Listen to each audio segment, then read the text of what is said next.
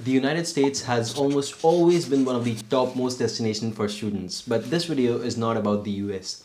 In this video, I'm going to be talking to you about the trends and about the countries which students have been preferring lately in terms of their study abroad experience and journey. Now, one major thing to note over here, I have a really important piece of information in this video. I'm going to give it to you first off, so just in case you're going to be leaving soon enough, you shouldn't miss out on that. But please continue watching for the next couple of minutes. The most important news over here, and I've actually talked about this in some of my previous videos, and I've been so against Australia and going to Australia, especially after the ban was imposed. They didn't let the students in. The students were studying at night because of the time difference, of course. You know, every night they would be sitting in their beds, you know, in the dark. Sometimes they don't have their own room. Sometimes they're going up to the roofs just to attend their classes online for Australian colleges and universities, simply because they refused to open up the borders. They were not letting the students in even, and I personally did not like it at all. Students did a lot of things. They tweeted continuously, they tried to run campaigns, they did almost everything possible from their end, but there was no resolution provided from the Australian government. Now, 15th of December, Australia has finally chosen to open up the borders. The important question over here is, should you actually go ahead to an Australian university at this point of time? And let me actually explain the answer over here. My answer is absolutely. Take advantage of it as much as possible. Australian universities right now are strapped for cash. What does that mean? They would basically be giving out admits to profiles which are not even that great. So even if, hey, look, you've already applied for the fall 22 term or the September intake, whatever you'd like to call it, right, to whichever country, I would say your applications are over, great. Go ahead, apply to a couple of Australian universities because they are literally strapped for cash right now. All they want are international students. And that's one of their biggest source of earning. Remember that. Now you, at this moment, if you arrive over there and you're basically a superhero, they really want students, and of course it's basically a game of supply and demand.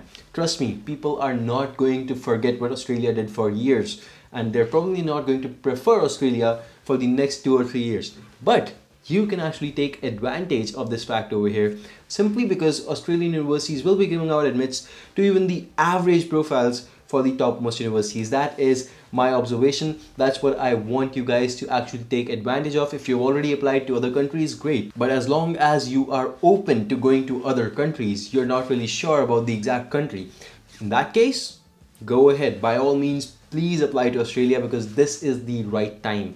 I know a lot of you guys have been watching the videos previously, and I've told you repeatedly, look, Australia is probably not the right place to go right now, simply because they were just extending the date for their border opening. They were really not giving out any date as such at first. When they did give it out, it was extended. So we weren't really sure about what to make of it. But at this point of time, it really makes sense if you actually take advantage of what's on offer over here. And to help you with this, actually, you can go ahead, download the YMGrad application, and on there you can check out the best Australian universities, the most reputable ones. And of course, these universities will help you fetch jobs and ultimately attain residence in Australia. Now, the way to go about it is to actually apply only to the topmost universities, and that's what we have done. We've only included the topmost universities in the application. So go ahead, check out the admission statistics for free. That will help you understand which universities are a good fit for you, and it will help you apply directly. Everything is included directly on the application,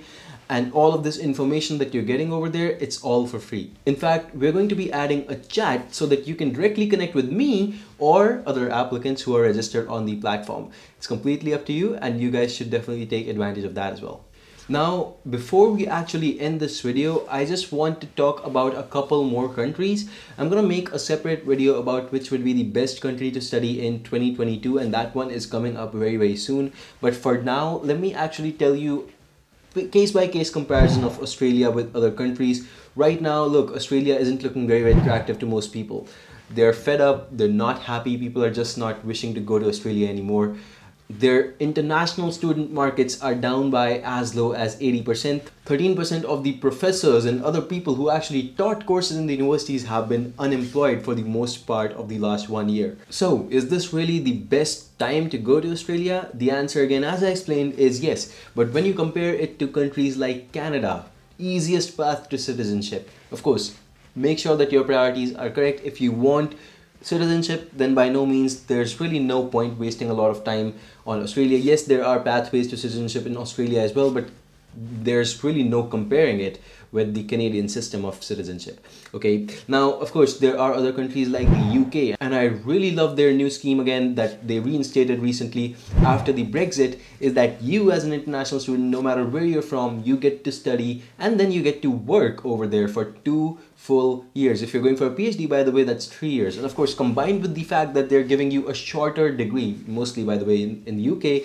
degrees are much shorter than the rest of the world. That means that you get to study less, you spend less, and you earn more. So all of that is an important criteria. Please keep these countries in mind. Of course, US is one of my favorite countries. I personally like to hold it as my number one, simply because the return on investment is massive. But all of these countries are really worth taking a look into. So again guys, this video was mostly about Australia and how I want you to take advantage of the opportunity, but in the next video we're going to be discussing about the best country to study in. I already gave you a little bit of a trailer in this video about the countries and what they have on offer, but of course it goes really deep. That's really just a really small trailer of the full movie that you're missing out on. So make sure to subscribe to the channel, because that one is coming up in the next 1 week, so that you guys can actually check out the same.